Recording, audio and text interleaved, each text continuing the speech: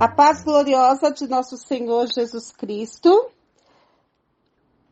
Hoje, dia 28 de março, quinta-feira, na qual nós vamos ler o livro de Atos, capítulo 2, versículo 47, que fala sobre uma igreja capacitada pelo Espírito, louvando a Deus e caindo na graça de todo o povo. E todos os dias acrescentava o Senhor à igreja aqueles que se haviam de salvar. É interessante, meus irmãos, nós observamos um detalhe que eu vou acrescentar. Na verdade, ele não é trabalhado no texto de forma específica, mas há uma curiosidade acerca dos livros de Lucas.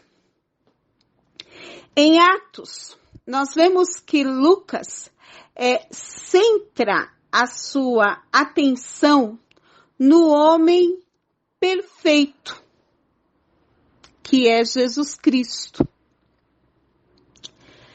E a pergunta é: o que é que faz que este homem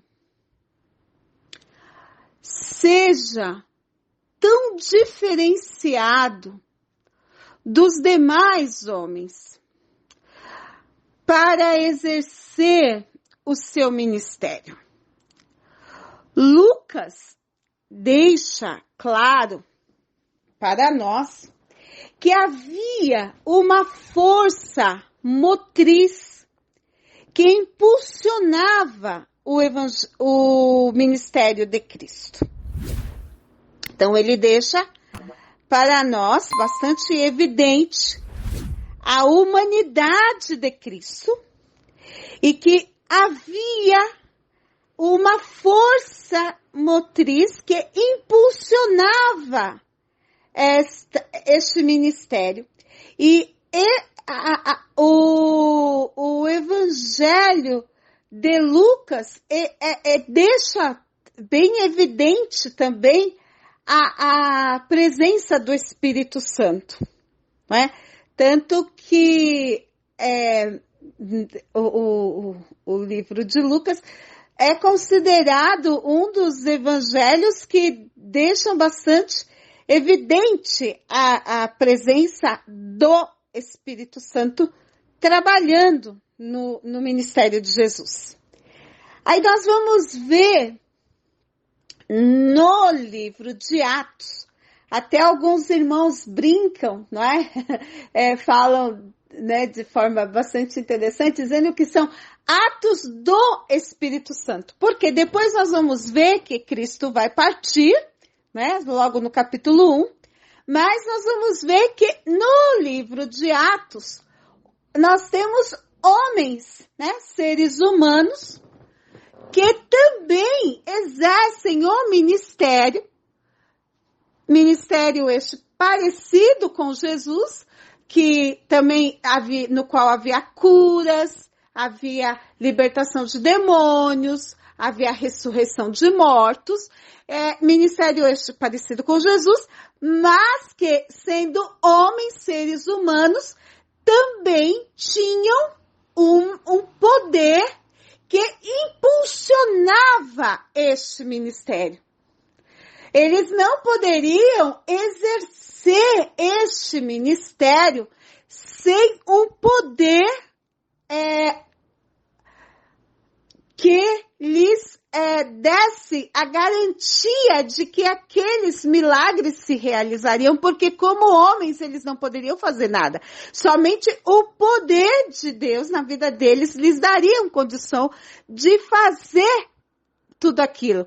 Então, nós temos ali Lucas mostrando que havia um poder que dava a eles condições, sendo homens, não perfeitos quanto Jesus, mas também havia um ministério parecido com o de Jesus, que dava a eles garantia porque eles tinham o Espírito Santo.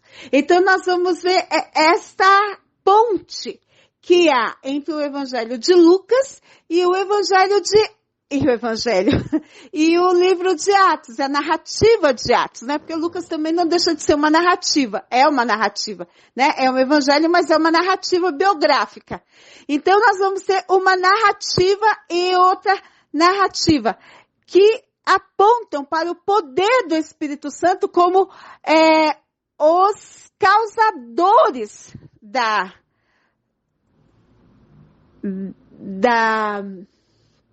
de todos os milagres.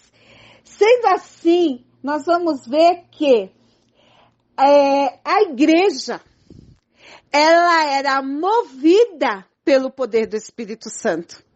Então, o poder do Espírito Santo moviam os apóstolos para a realização dos milagres, e o poder do Espírito Santo movia a igreja para louvar, para cair na graça de todo o povo. Conforme nós já tínhamos comentado, acho que na leitura de terça-feira, o poder do Espírito Santo na vida dos apóstolos impulsionava os apóstolos na pregação de tal modo que o Espírito Santo convencia os homens enquanto os apóstolos pregavam. Tanto que os maiorais religiosos, né, no caso os saduceus, eles tinham medo de se voltar contra os apóstolos por causa do povo. Porque tinham receio de que o povo se voltasse contra eles. Então vocês percebem, meus irmãos, a situação, porque o povo começou a aderir à pregação dos apóstolos, porque o Espírito Santo os convencia.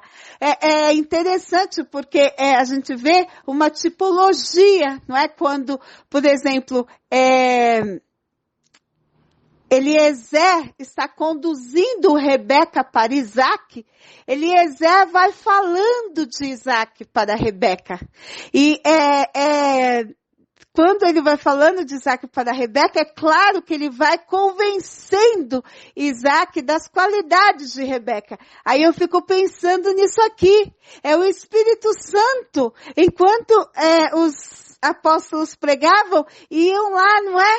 Convencendo esses homens das qualidades de Jesus, da beleza de Jesus, da magnitude de Jesus, do quanto Jesus era maravilhoso, do quanto Jesus era poderoso, do quanto Jesus era glorioso e do por que eles não tinham visto aquilo enquanto Jesus estava ali na terra? Ah, mas eu não vou perder tempo. Eu vou receber esse Jesus. Eu não vou, não vou atentar mais para o passado. Eu não vou mais perder tempo, porque passou muito tempo, eu vi ele fazendo e eu não atentava para aquilo, mas agora é a hora, ainda é tempo de receber esse Jesus que ele está falando. É verdade, eles mataram Jesus, era um homem tão bom.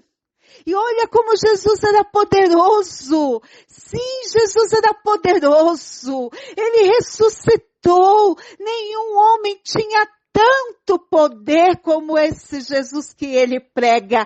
E ali o Espírito Santo ia convencendo. O Espírito Santo ia trabalhando. E a graça de Deus, que é doce, que é gloriosa, a graça de Deus que é maravilhosa, ia sendo derramada, ia convencendo, e todo o povo ia aderindo, e cada vez mais milhares de almas iam se achegando ao Senhor. Oh, coisa gloriosa! Le canta na massuga, na lamaché. Oh, santo! E a igreja ia louvando. Não só no canto, mas no testemunho, na prática, cultuando ao Senhor com a sua vida. Todos viam que aquele era realmente o povo de Deus. E todos os dias acrescentava ao Senhor a igreja, aqueles que haviam de salvar. Veja só, os apóstolos trabalhavam, mas o Senhor trabalhava pela igreja. O Senhor estava com a igreja buscava o Senhor e o Senhor trabalhava pela igreja. Amém?